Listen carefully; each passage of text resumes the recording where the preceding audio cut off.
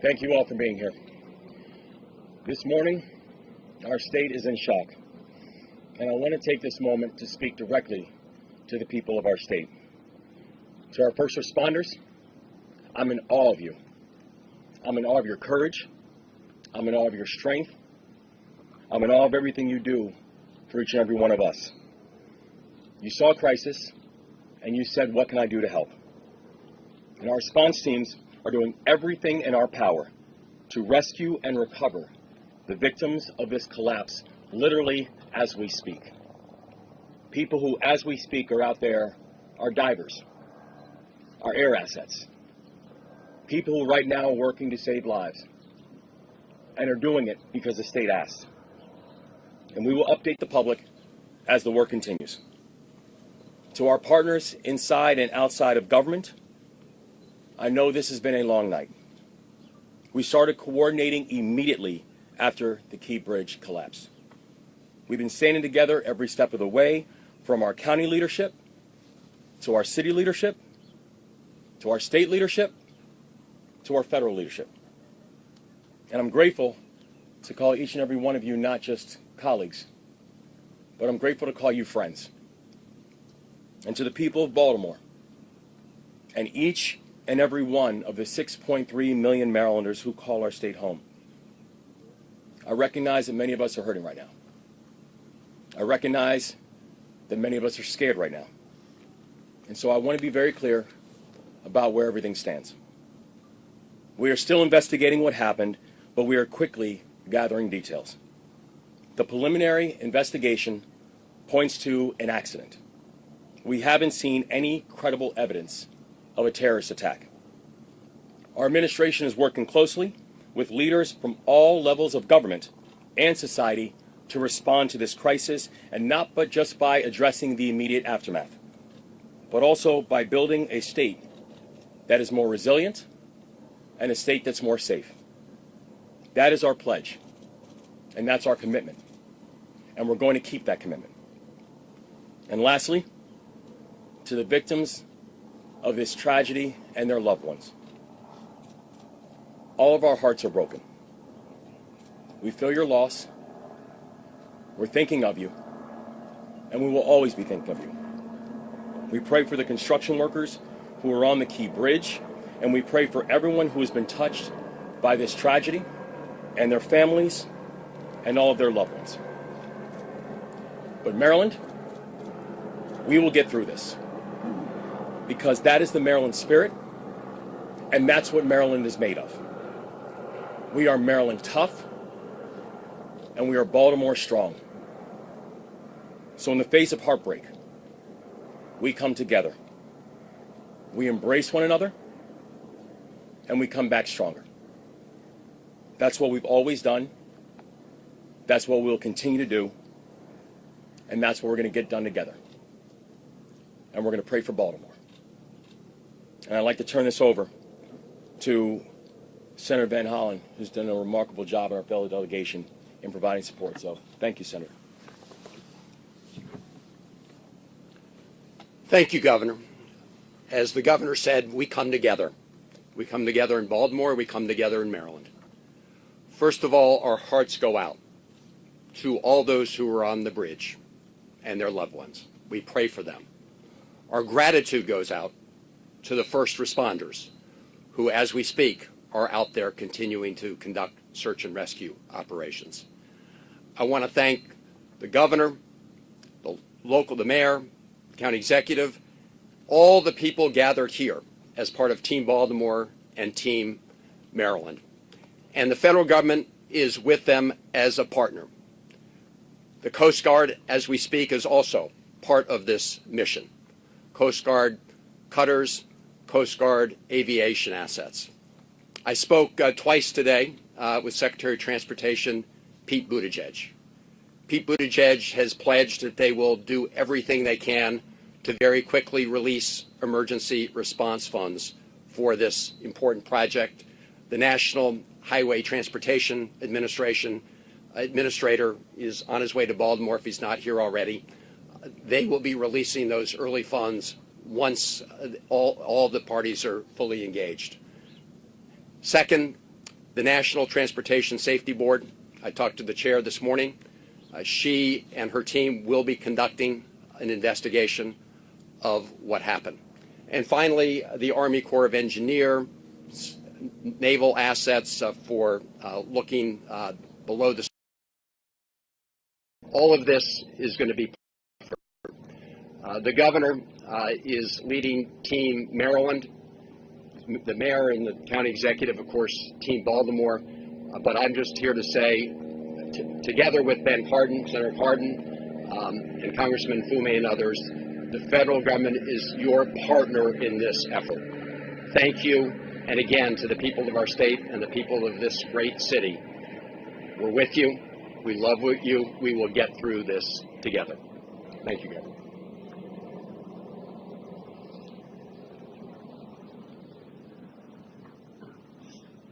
Good morning again. Paul Wiedefeld, Secretary of Transportation. Just a few updates since our meeting this morning. The crew that was out there working was basically repairing potholes. Just so you understand, that had nothing to do with a structural issue at all in the facility. At this time, one person has been rescued, and so far, and our efforts continue in terms of that. Engineers are on site right now, determining both some of the structural issues, obviously some of the debris field, and we'll start to work that, but we'll work hand in hand with the NTSB before we take any further action in that area. With that, I did want to introduce the FBI for a few comments as well. Hello, my name is Bill Del Bagno. I'm the special agent in charge of the Baltimore field office. First and foremost, I want to say that our hearts go out to everyone that is impacted by this tragedy, especially the victims and their families.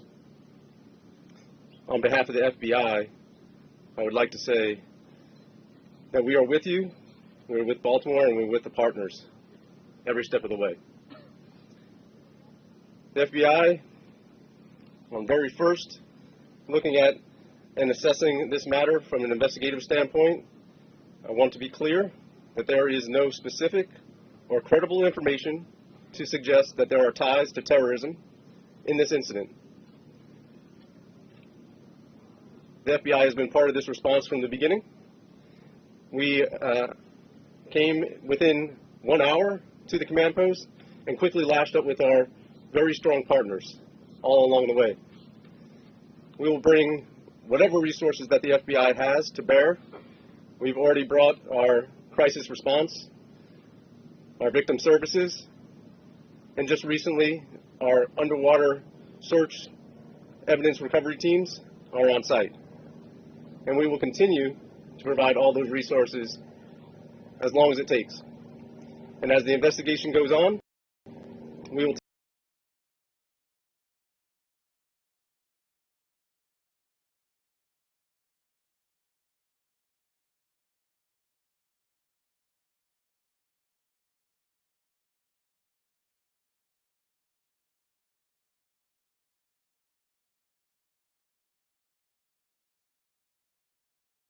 FBI and counts on the FBI.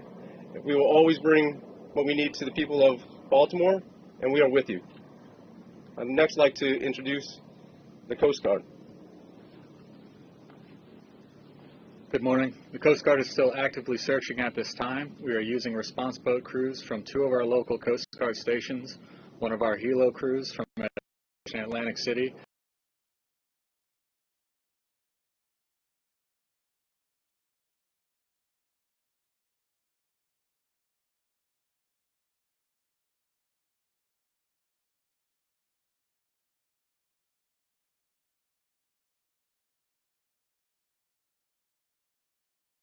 As far as you are aware, was the collapse of that bridge inevitable as that ship hit that part of the bridge?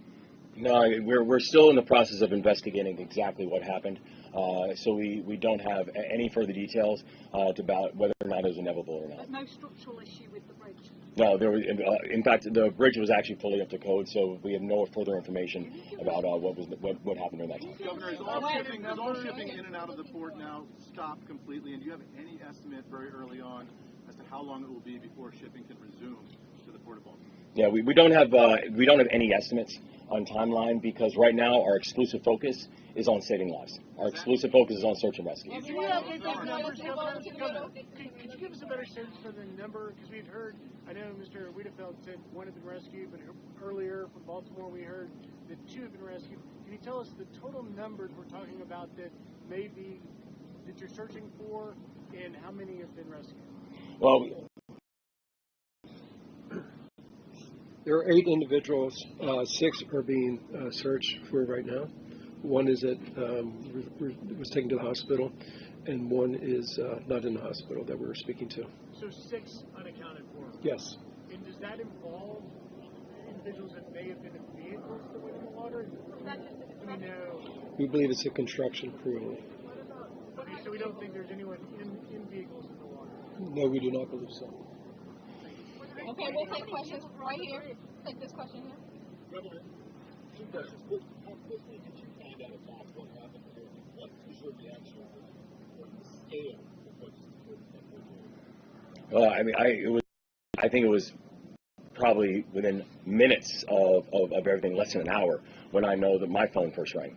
And, first from the mayor of Baltimore and also from our chief of staff. And it was, we know the Key Bridge. I've ridden over the Key Bridge countless times.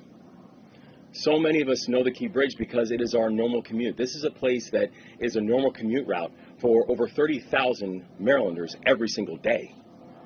And so to hear the words that the Key Bridge has collapsed, it's shocking and heartbreaking. And immediately the first thought and the first ideas go back. What happened to the people? Where are we? What was the impact on human life? But for every single one of us who are Marylanders, the words that the Key Bridge is gone, it still shakes us because for 47 years, that's all we've known. And so this is not just unprecedented from what we're seeing and what we're looking at today. It's heartbreaking. Governor, can you confirm that the crew on the ship alerted authorities that it had lost propulsion and was in trouble? We can confirm that the crew notified authorities of a power issue. Yes. And that they had lost power on the ship? Yes. Was there any effort to shut down the bridge before I'm going to take the question right here? Gotcha.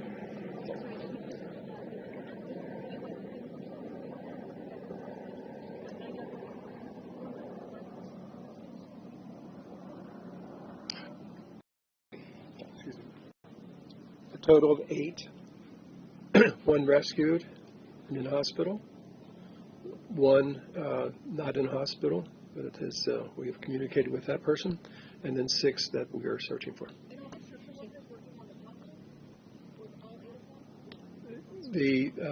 Yes, they were all related to the construction program, yes. We heard that multiple vehicles went into the water. Any word on how many vehicles went into the water and the condition of those people that were in the vehicles? Not at this time. I'm going to shift over here. Was there any way to shut down the bridge? Was there enough time for that distress call to trigger something like that? The thing that we know is that even as the boat was coming in, we had a ship that was coming in at 8 knots, so coming in at a very rapid speed. We do know that the investigation is currently going on, but I have to say I'm thankful for the folks who once the warning came up and once notification came up that there was a mayday, who literally by being able to stop cars from coming over the bridge, these people are heroes. They saved lives last night. The focus is on rescue now and humanity.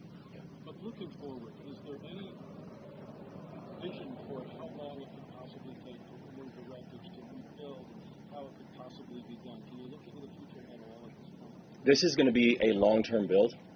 It's going to be a build that's going to require every asset and every asset.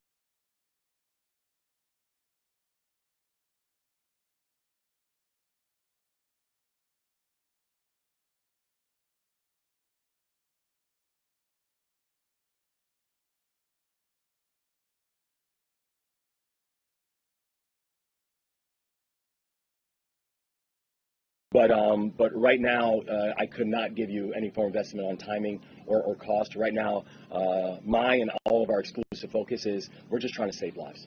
And the mayor touched on the state of emergency locally, please. Yes, thank you. Listen, we know the governor issued a state of emergency, but we at the local level felt the need to do that too, because there may be some things that we have to encumber with our fire department and other agencies that we'll be able to pull down support for as we all work together, again, as we're focused right now on saving lives and working through this unspeakable tragedy. In the interim, I know that there's obviously the focus is on the rescue and the recovery, but this is such an important thoroughfare here in Baltimore. For drivers, people trying to get around, how are they going to be able to manage while that is also going on? Yeah, so we've also already been in touch with people about alternative routes and ways people can navigate now that this tragedy has happened. And I don't know, Secretary, if you want to speak to that as well. Just to give you a sense of scale, roughly about 35,000 people, a day use that facility. About double that use the Harbor Tunnel, and double that again use the Fort McHenry Tunnel. So basically, we do have those two other options. We'll make sure that we have as much personnel out there to deal with any incidents, because as you know, that can cause the backups very quickly. And we will basically put out a lot of communication on different alternatives. We're also looking at transit alternatives as well. What role will the legislature play in this response? What role will the legislature play in this response?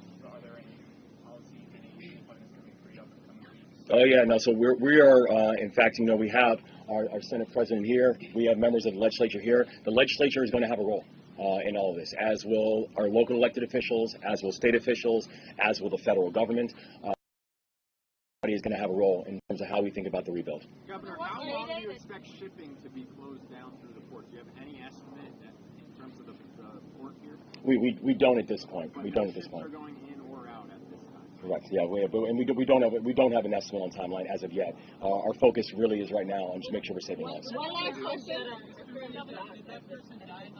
Are they able to get out at all or no? I'm sorry, say it again. The vessels that are currently docking the port, are they able to get out or no? The one that's captured under the is that Still at port. Oh yes, that one's still at port. Yes. We'll take one last question. Yes, ma'am. Was the ship being guided out by tugs, firstly? And secondly, did you just say that it issued a mayday in enough time that you were able to stop all traffic from entering both sides, so that the only casualties we expected are the workers on the bridge? Yes, ma'am. So the investigation is still going on, so we're going to have all the full details and also all the full details about the timeline and the TikTok that took place. But we're thankful that between the Mayday and the collapse that we had officials who were able to begin to stop the flow of traffic, so more cars were not up on the bridge. And I can There were some on the bridge, or not? Were there any during the collapse. Yeah, were there some on the bridge? There's been reports that have been sonar that have detected vehicles at the bottom of the water. So as well as the 8 people, there could still be people trapped inside or potentially in vehicles. Is that correct? I think, well, the investigation is still going on to find out exactly how many people and what was the situation. But the thing that we do know is that many of the vehicles were stopped before they got onto the bridge, which saved lives in a very, very heroic way. Thank you all very much.